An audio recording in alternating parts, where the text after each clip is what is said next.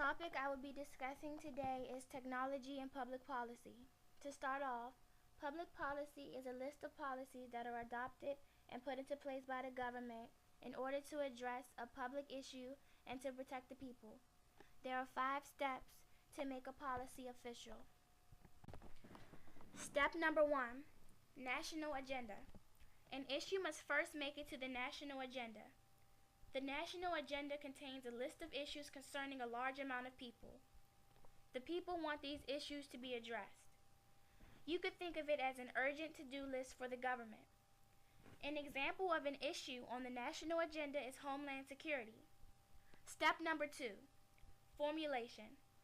Members of Congress, interest groups, and branch officials discuss how to create a policy for the problem.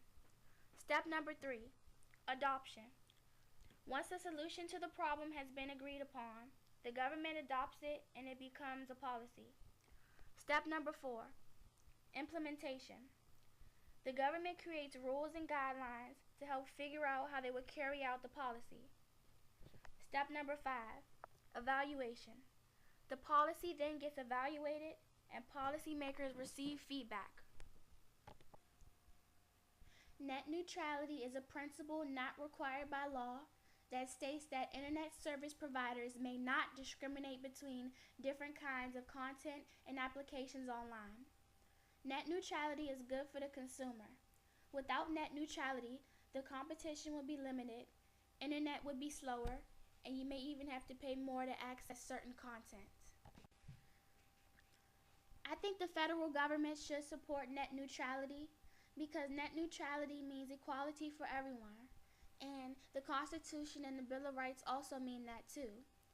If net neutrality does not be put in place, some people may feel as though they're being discriminated against.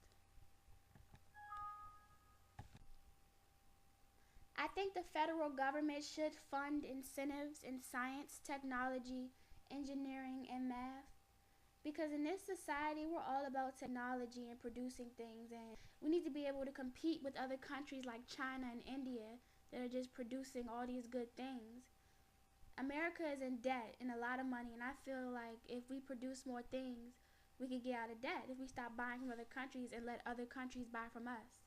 In order to do that, the federal government has to fund money so we can learn how to create these new products. High-tech domestic surveillance is used by government agencies like the CIA and national security agencies to make sure we don't have any spies from other countries in the U.S., to make sure no one in the U.S. is assisting another country in getting valuable information, to catch hackers, and to make sure there aren't any terrorists. High-tech domestic surveillance increased a lot after 9/11. I think that high-tech domestic surveillance is a violation of civil liberties because it's not always based on probable cause, but ultimately, it's just for our safety.